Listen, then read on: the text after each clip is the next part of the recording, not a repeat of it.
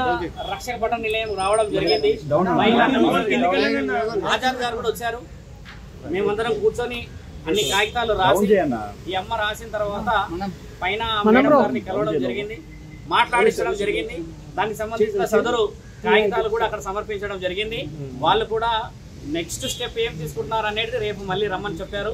ఈ అమ్మగారిని మీరు నిన్న అన్నట్టుగా ఎల్లూరి శ్రీనివాస్ ఏమన్నాడంటే ఆధారాలు లేవు అని అన్నాడు. కాబట్టి ఆధారాల ప్రకారంగానే మేము అక్కడ పెట్టాము, అన్ని ఆధారాలు పెడతానని చెప్పారు, చూపించాము. ఇప్పుడు అడ్వకేట్ త్రూ వచ్చాము అని అంటే ఆధారాలు లేకుంటే అయితే రాదు. మీ అందరికీ తెలిసిందే ఎల్లూరి శ్రీనివాస్ ఏదైతే పైశాచికతమైన పనులు చేసేసి ఆధారాలు లేవు ఎవరేం చేస్తారని మాట్లాడుతున్నారో ఆయన గారికి చెప్పాల్సిన విషయం ఏంటంటే ఎక్కడికి పోయినా చట్టం ప్రకారంగానే పోతున్నాము, న్యాయం ప్రకారంగా పోతున్నాము, ధర్మం ప్రకారంగా పోతున్నాం. కాబట్టి ఆ అమ్మని కాపాడే బాధ్యత అందరికి ఉన్నది. ఈ రోజు ఇక్కడ మహిళా సంఘాల దగ్గరకు వచ్చాము. తర్వాత రేపు వేరే విషయాలలో కూడా మేము న్యాయపరంగానే వస్తాము. ఇప్పుడు వర్షిణి వాళ్ళ పేరెంట్స్ వచ్చారు, వర్షిణి వాళ్ళ నాన్నగారు వచ్చారు, వాళ్ళు మాట్లాడారు మాతోని, వాళ్ళ అన్నగారు వచ్చారు. ఇంకొక వాళ్ళు ఇప్పుడు మేడంతో కూడా వాళ్ళు మాట్లాడుతున్నారు. అక్కడ మంగళగిరికి వెళ్ళేసి కూడా ఉమెన్ కమిషన్ లో కూడా మాట్లాడాల్సిన అవసరం ఉందని చెప్పారు వాళ్ళందరూ. కాబట్టి మీ అందరికి కూడా తెలియజేయాల్సిన విషయం ఏంటంటే శ్రీనివాస్ చేస్తున్నదంతా ముమ్మాటికి అవాస్తవము. ఇంకో విషయం నాకు నిన్న రాత్రి తెలిసిన విషయం ఏంటంటే చాలా మందిని అయినా నన్ను ఎవరన్నా అడ్డుకుంటే చేస్తే మంత్రాలతోని లేకపోతే యంత్రాలతోని నేను అది చేసేస్తా చేతబడి చేసేస్తా అంటున్నాడంట. ఎల్లూరి శ్రీనివాస్ కి నేను చెప్తున్నాను, మిగతా యావత్ భారతదేశంలో ఉన్న అఖండ ప్రజలకు చెప్తున్నాను, ఆయనకి ఏమీ రాదు. ఆ మంత్రాలు తంత్రాలు అని చెప్పేసి మిగతా అధికారులు ఎవరు భయపడుతున్నారంట, ఆయనకు అలా లేదు. ఈ రోజు సాయంత్రం నేను 7 గంటలకి కాశీ క్షేత్రం నుంచి కూడా ఒక ప్రెస్ నోట్ రిలీజ్ చేపిస్తాను, అక్కడ అఖాడాల నుంచి చేస్తానన్నారు. మీ అందరికీ కూడా చెప్పేది ఏంటంటే ఆయనకు మంత్రాలు వచ్చేసి తర్వాత ఇంకేదో చేసేస్తాడని అలాంటి భయాలు పెట్టుకోకండి. నేను శివరుద్ర సాధువుని, నేను ఒక సాధకుడిని, నాతో పాటు ఎందరో గురువులు సాధువులు పీఠాధిపతులు మతాధిపతులు అందరూ మద్దతుగా ఉన్నారు. అందరూ బయటికి రావాలని లేదు. కాబట్టి ఏంటంటే శ్రీనివాసు చెప్పే ఆ మంత్రాలకు చింతకాయలు రాలవు. ఆయన న్యాయపరంగా రావాలి. జెండర్ మార్చుకొని బ్రీస్ట్ ఇంప్లాంట్ చేసి ప్రాస్టిట్యూషన్ లో ఉన్నాడన్న విషయం కూడా నిన్న రాత్రి తెలిసింది. నిన్న వాళ్ళ ఇంటి నుంచి నాకు ఫోన్ వచ్చింది, ఆయనను వదిలిపెట్టమని చెప్పేసి. మా నాన్నగారు ఇలా పెళ్లి చేసుకుంటే ఏమైతుందని చెప్పేసి ఊరు నుంచి ఫోన్ వచ్చింది. ఆయన గారు ఏదైనా కౌంటర్ ఇస్తే డైరెక్ట్ గా హైదరాబాద్ కు ఈ రోజు మేము కమిషనర్ దగ్గర కాల్ చేసాము, ఇక్కడ వచ్చాము. ఈ విధంగా ముందుకు రావాలి, ఈ విధంగా మాట్లాడితేనే ధర్మం ఉంటుంది. కానీ ఎక్కడో వెళ్ళి నువ్వు పెళ్లి చేసేసుకొని ఇక నా పెళ్లి అయిపోయింది, పొద్దున నేను తాళి కట్టలేడు అంటే రాత్రి వెళ్ళి తాళి కట్టిండు. అలాంటి పెళ్లి చుట్టుపక్కల చూడండి. ఆయన గారు ఏదో పెద్ద చేసేస్తాడనంటే అడవిలోకి వెళ్ళేసి అనామకులైన మనుషుల మధ్యలో చేరేసి ఒక పెళ్లి వీడియో పెట్టిండు. పురుషాంగం లేని నీకు పెళ్లి అవుతుంది, ఆ పెళ్లికి విలువ లేదని తెలుసు. శాసన గ్రంథాల్లో లీగల్ గా కూడా ఉంది. ఒక పురుషుడి యొక్క అంగానికి విలువ లేకపోతే చట్టపరంగా ఎలాంటి మర్యాదలు ఉంటాయో తెలుస్తుంది. నీకు అంగం లేదు అలా అని చెప్పేసి యోని లేదు, నువ్వు నిర్ణయించుకున్నావు. కాబట్టి ఆ అమ్మాయి వర్షిని జీవితాన్ని సర్వనాశనం పట్టిస్తున్నావు. ఇకనైనా నువ్వు మేల్కోకపోతే నీకు రావాల్సిన రోజుల్లో కావాల్సిన మర్యాదలు చట్టపరంగా అవుతాయి. ఒక స్త్రీ ఈ రోజు బయటకు వచ్చింది, గుర్తుపెట్టుకో. నీ పతనం మొదలైంది. శ్రీనివాస్, నువ్వు ఎక్కడో ఉండేసి గాలిలో పెడుతున్నావు కదా మేడలు, నేను ఆశ్రమం కట్టుకుంటున్నా, నేను అది చేస్తున్నా అంటున్నావు కదా. శివరుద్ర సాధువు నేను మాటిస్తున్నా, ఆశ్రమం నువ్వు ఎలా కడతావో నేను చూస్తా. ధర్మం అనేది ఇంకా బతికి ఉన్నది కదా. సాధు సంతులందరినీ ఏకం చేసి నీ పతనం పట్టకపోతే నా పేరు శివరుద్ర సాధువు కాదు. అఘోరా తత్వం వేసుకొని, జుట్టు వేసుకొని, రుద్రాక్షలు వేసుకొని, చితాభస్మం వేసుకొని నా తండ్రి పేరును అపవాద చేస్తే ఊరుకునే ప్రసక్తే లేదు. నీ రుద్రాక్షలు నేను దింపకపోతే నా పేరు శివరుద్ర సాధువు అనేది మార్చుకుంటా. ఆ అమ్మాయి ఈ రోజు బయటకు వచ్చింది. కేవలం ఒక భక్తిని, ఒక ధర్మాన్ని మీరందరూ ఉంటారని చెప్పేసి కదా. ఆ అమ్మాయి కూడా నేను మాటిచ్చాను, వారం నుంచి 10 రోజుల్లో ఆయనకు సంబంధించిన వివరణలు అన్నిచ్చి చట్టపరంగా ముందుకెళ్తామని చెప్పేసి ఆజాద్ గారు కూడా వచ్చారు. ఈ ఆజాద్ గారు మాట్లాడింది చట్టపరంగా రావాలని చెప్పి. ఏదైనా కూడా ఎంత వివరంగా మేము చెప్తున్నాము, నీకేంటి ధైర్యం లేక ఎక్కడో గుహల్లోకి వెళ్ళి చెట్లలోకి వెళ్ళి వీడియోలు పెడుతున్నావు కదా. లైవ్ గా వచ్చి మాట్లాడమంటే కొందరు వ్యక్తులతో మాట్లాడుతున్నావు. డిబేట్కి ఎందుకు రావట్లేదు? ప్రశ్న జవాబులు ఇచ్చడానికి ఓపిక లేదా నీకు? ఆ అమ్మాయిని మోసం చేస్తున్నావు. అభంశుభం తెలియ ఆ తల్లిదండ్రులు నేను రాగానే కాళ్ళ మీద పడి ఎంత ఏడుస్తున్నాడు ఆయన. నిన్న నైట్ వాళ్ళ అమ్మకి అక్కడ ఫిక్స్ వచ్చిందట ఆ పెళ్లి వీడియో చూసేసి. ఇలాంటి వాళ్ళ ఉసురు ముట్టి వస్తావు నువ్వు, గుర్తుపెట్టుకో. నిన్ను కన్న తల్లిదండ్రుల ఏలూరి శ్రీనివాస్ అని చెప్పేసి నీ ఊర్లో నీకు విలువ లేదు, అక్కడ బహిష్కరణ చేశారు. ఆ లింగ మార్పిడి చేసుకున్నావు, అక్కడ బతకలేకపోయావు. ఇక్కడ శివతత్వం అన్నావు, ఇక్కడ బతకలేకపోయావు. ఎందుకు మానవ జన్మెత్తినావు నువ్వు? అర్థం పర్థం లేని వీడియోలు ఇచ్చి అర్థం పద్ధతులు ఇచ్చి ఏం ఫేమ్ అవుతున్నావు అనుకుంటున్నావు? బాగా గుర్తుపెట్టుకో, నువ్వు చేస్తున్నంత అధర్మమైన పనులు. ఈ రోజు అందరూ వస్తున్నారు బయటికి, ఎక్కడెక్కడో కేసులు నీ మీద మొదలవుతున్నాయంటే నీ పతనం మొదలైంది. విచ్చలవిడిగా నువ్వు వీడియోలు చేసేసి దూరం ఉన్నా అని చెప్పేసి ఏదైతే విర్రవీగుతున్నావో భూమినే ఉన్నావు, గుర్తుపెట్టుకో. ఈ రోజు కాకపోతే రేపటి రోజు ఖచ్చితంగా దొరుకుతావు నువ్వు. దానికి సమాధానం ఈ స్త్రీ చెప్పడానికి ఆ కుటుంబం అంతా సిద్ధంగా ఉన్నది, అక్కడ ఇంకో కుటుంబం అంతా సిద్ధంగా ఉన్నది. శివరుద్ర సాధువుకు నువ్వు సమాధానం చెప్పాల్సిన అవసరం లేదు, అడ్వకేట్ గారికి సమాధానం చెప్పాల్సిన అవసరం లేదు. కానీ నీవు శరీరకంగా వాడుకున్న అమ్మాయిలకి మాత్రం సమాధానం ఆ కుటుంబానికి చెప్పే బాధ్యత ఉంది. నేను కూడా నిన్ను ఆ సాధు లక్షణం నుంచి కిందికి దింపకపోతే ఈ వారం 10 రోజులలో ఎక్కడికైతే అక్కడికి నేను సిద్ధమే. నీలాగా మాటలు వదిలేయడం నాకు రాదు. ముందుకు వచ్చిన తర్వాత ఏం మాట్లాడాలో, ఎలా నిర్ణయాలు తీసుకోవాలో నాకు తెలుసు. చట్టపరంగా పోతాను కాబట్టి నేను సాధువునయ్యాను. నువ్వు అఘోరి అని పేరు పెట్టుకుంటున్నావు కదా, అసలైన అఘోరాలు వస్తున్నారు. వచ్చినప్పుడు వాళ్ళ చేతుల నీకు గుండు గీయకపోతే, నేను చెప్తున్నా కదా, ఈ సనాతన ధర్మాన్ని గెలిపియకపోతే నేను నా తండ్రి పరమశివుడి మీద అనేది చెప్తున్నా, నీ పతనం మొదలైంది శ్రీనివాస్. ఆ అమ్మతో కూడా మీరందరూ మీడియా వాళ్ళు లీగల్ గా మాట్లాడండి, లీగల్ గా చేయండి. ఆ అమ్మాయిని కాపాడే బాధ్యత అందరి మీద ఉన్నది. ఈ రోజు నేను ఎల్లూరు శ్రీనివాస్ పైన కంప్లైంట్ ఇవ్వడానికి మహిళా కమిషనర్ బేరెల శారద గారికి ఇచ్చేసాను. అన్ని ఆధారాలతోటి నేను అది సబ్మిట్ చేయడం జరిగింది. నేను త్రో పోలీస్ స్టేషన్ ద్వారా, త్రో కోర్ట్ ద్వారా నేను లీగల్గా వెళ్తున్నాను. సో నాకు సపోర్ట్గా మా సీనియర్ అడ్వకేట్ ఆజాద్ గారు ఉన్నారు, గురువు గారు ఉన్నారు. సో నా ఫ్యామిలీ మెంబర్స్, మా మామయ్య, మా అన్నయ్య కూడా ఉన్నారు. సో దీన్ని నేను ఇంకా ముందుకు నేనే కాదు, నాలాంటి ఆడపిల్లలు చాలామంది ఉన్నారని నేను కూడా విన్నాను. వాళ్ళంతా బయటకు రావాలని కోరుకుంటున్నాను.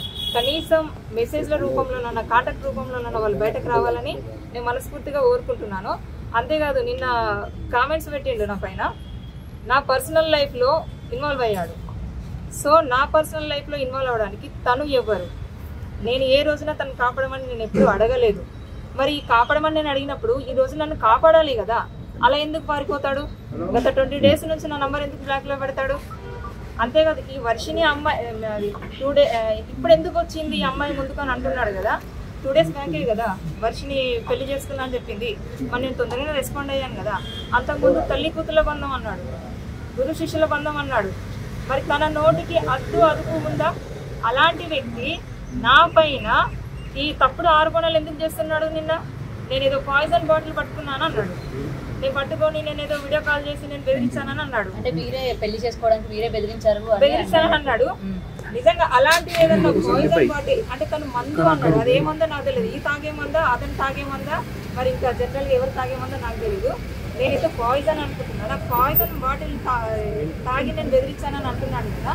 అదే పాయిజన్ బాటిల్ ఇప్పుడు మీ మీడియా ముందు నేను అలాగే నేను బెదిరిస్తాను. అందరినీ వదిలేసి, వర్షిని కాదు ఇంకా ఏ దర్శిని ఉన్నా వదిలేసి వచ్చి నాతోటి ఉండాలి. ఉంటాడు అమర్ అట్లా వస్తే తను నిజం. ఇంకోటి తను ఫస్ట్ డే అంటే January 1, 2025 ఇక్కడ లేనన్నాడు. లేకపోతే తను బర్త్డే సెలబ్రేషన్ ఎలా చేసుకుంటాడు వాళ్ళ ఫ్యామిలీ తోటి చెప్పండి. అతని కేక్ కటింగ్ అవన్నీ ఉన్నాయి. అతను ఎలా బర్త్డే చేసుకుంటాడు? మధ్యప్రదేశ్ లో ఉన్నాడు. ఎట్లా అన్నాడు? ప్రూఫ్ చూపెట్టమని చెప్పండి. నా దగ్గర ప్రూఫ్స్ ఉన్నాయి, అన్ని నేను సబ్మిట్ చేశాను. నేను ఇక్కడ కంప్లైంట్ ఇచ్చాను. రేపు నేను పోలీస్ స్టేషన్ కోర్టు ద్వారా కూడా నేను వెళ్ళి చూపిస్తాను. మీరు మ్యారేజ్ చేసుకున్నారా? చేసుకుంటే ఎప్పుడు చేసుకున్నారు? వాళ్ళు ఏమన్నా మీ దగ్గర ఆధారాలు ఉన్నాయా మ్యారేజ్ చేసుకున్నట్టు? నాకు పెళ్లి అయింది, అవన్నీ ప్రూఫ్స్ తన దగ్గరనే ఉన్నాయి. కానీ ఆ పెళ్లి బలవంతంగా నేను ఇష్టపడుతున్నానని చెప్పేసి కట్టేస్తే అది పెళ్లి అవుతుందా చెప్పండి? అంటే మీకు ఇష్టం లేకుండా పెళ్లి చేసుకున్నాడా? నాకు ఇష్టం లేకుండానే పెళ్లి చేసుకున్నాడు, బలవంతంగానే చేసుకున్నాడు. కానీ ఈ రోజున ఒక అమ్మాయి పెళ్లి అయిందని చెప్పేసింది కదా, ఇట్లా ఎంత మందిని పెళ్లి చేసుకుంటూ వెళ్తాడు? బలవంతంగా చేసుకుంటే మీరు పోలీస్ స్టేషన్ లో కానీ వినండి, తనని నేను అడిగాను, ఇది కరెక్ట్ కాదు అని చెప్పాను. చెప్తే తను బెదిరించాడు. నాకు ఎన్ని రోజులు కూడా నేను చెప్పలేదు, బెదిరించండు. అదే ఏమని బెదిరించాడో కూడా తెలియాలి కదా. దానికి మీరు లొంగిపోయి పెళ్లి చేసుకున్నారంటే అంతలాగా ఏం బెదిరించాడు? బ్లాక్మెయిల్ చేశాడా ఏంటి? నన్ను ఏమంటారు, ఇది ఎవరికైనా చెప్తే మాత్రం నేను నిన్ను చంపేస్తానని చెప్పేసాను. సో నేను అవి కూడా అన్నాడు. ఇన్ని రోజులు మీరు అఘోరతో లేరు కదా, అప్పుడెందుకు బయటకు రాలేదు? ఎందుకు నేను 3 నెలలుగా దాని తర్వాత మిమ్మల్ని వదిలేసి వెళ్ళిపోయాడు కదా. ఇద్దరు రూమ్ తీసుకొని ఇద్దరు ఉన్నారా లేదంటే ఊరికే కలిసే వాళ్ళ? మేము రూమ్ తీసుకోలేదు, పర్సనల్ గా మేము వేరే చోట కలిసే వాళ్ళం. నాతో ఉండేవాడు, నాతో మాట్లాడేవాడు. నేను మెసేజ్ చాటింగ్ చేస్తే తనకు చార్జ్ సరిగ్గా చేయడం, నాకు వాయిస్ మెసేజ్ పెట్టాడు. నిన్ను కూడా అన్నాడు ఆడియో రికార్డ్స్ అన్నాడు. వాట్సాప్ వాయిస్ మెసేజ్ అవన్నీ నాకు తెంపింది. ఇప్పుడు నేను చార్జ్ చేశాను, తనకు రిప్లై వాయిస్ మెసేజ్ పెట్టింది నేను, అది కూడా తనకు చెప్పొస్తలేదు. అంతెందుకు మీరు నన్ను ఎన్ని గానో గుచ్చి అడుగుతున్నారు కదా, మరి వినండి, మీ తరఫు నుంచి ఆడియో బయటికి రాలే కదా, అవి ఎందుకు రాలేదని నా దగ్గర చార్ట్ కూడా ఉంది, నేను అన్ని సబ్మిట్ చేశాను. మేడం వాళ్ళకి మీకు ఎలా పరిచయం అయ్యిండు అది చెప్పండి. నేను ఇప్పుడు కాదు, నేను తొందరలోనే మళ్ళీ ప్రెస్ డబ్బులు కూడా అమ్మ ఎవిడెన్సెస్ ఇచ్చారు. ఆజాద్ గారు కూడా చెప్పారు డబ్బులు ఉన్నాయి, మళ్ళీ డబ్బులు 5-6 లక్షలు ఇచ్చారంట. అది అడ్వకేట్ గారు చూపిస్తారు. మహిళా కమిషన్ వారు మేము వేసిన పిటిషన్ స్వీకరించారు ఇప్పుడు వరకు. అది స్టెప్ జరిగింది, ఎందుకంటే మా అడ్మిట్ అయిందంట. ఇప్పుడు దానికి సంబంధించిన ఫర్దర్గా ఎవరైతే కరీంనగర్ కరీంనగర్ యాక్చువల్గా మీకు అంతకంటే ప్లేస్ ఆఫ్ అఫెన్స్ అనేది హైదరాబాద్ కాదు. ప్లేస్ ఆఫ్ అఫెన్స్ ఎక్కడ కరీంనగర్ జరిగిందంటే అక్కడే కొత్తపల్లి అని కొత్తపల్లి అదే ఊరు అదే కొండగొట్టేది ఆ ఏరియా. సో మొత్తం అది ఎస్పీ గారికి మేము మాట్లాడతాం. యాక్చువల్లీ మీకు మీడియా అయిన తర్వాత మళ్ళీ ఇప్పుడు మనం పైకి వెళ్ళి మేడంతో ఒకసారి డిస్కస్ చేయాలి.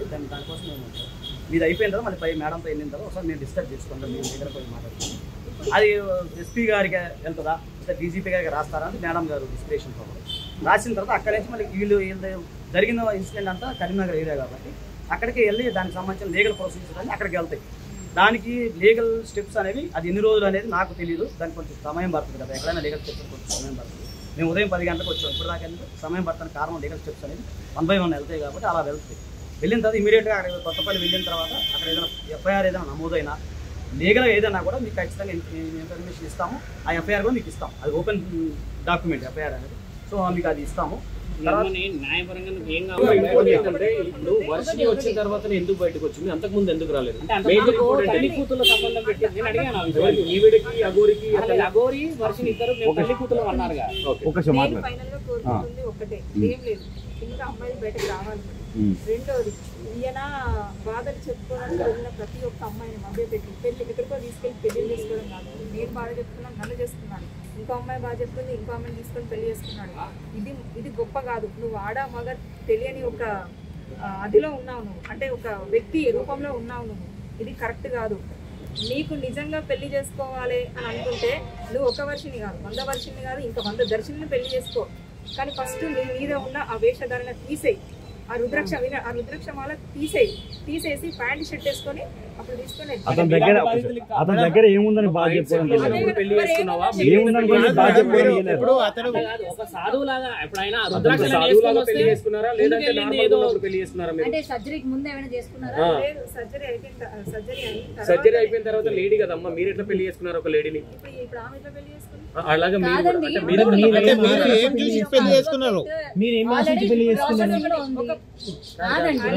మీరు ఒక ఉన్నత చదువుతున్నారు, మీరు ఒక లా చదువుతున్నారు. మీరు ఒక లా చదివి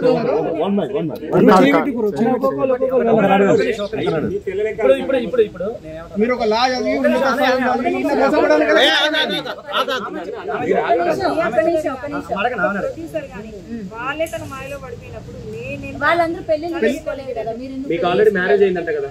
వాళ్ళకి పెళ్లి చేసుకోలేదా? అంటే ప్రొడ్యూసర్ డబ్బులు ఎవరు ఇచ్చారో వాళ్ళు పెళ్లి చేసుకున్నారా? వాళ్ళకి అంటున్నారు కదా నమ్మారు అని అంటే పెళ్లి ఎందుకు చేస్తున్నారు? ఎందుకు మీరు వాళ్ళలో ఆయన డ్రాప్ లో పడిపోయారు అని అంటే ఒక నేనే కాదు, అలాంటి వాళ్ళు చాలా మంది పడిపోయారు అని అంటున్నారు. ఉన్నారా ఇట్లాంటి బాధితులు మీ దృష్టిలో? అంటే నేను ఇప్పుడే ఒక 2 days నుంచి విన్నాను. మీ దగ్గర ఎవిడెన్స్ ఉంటే చెప్పండి.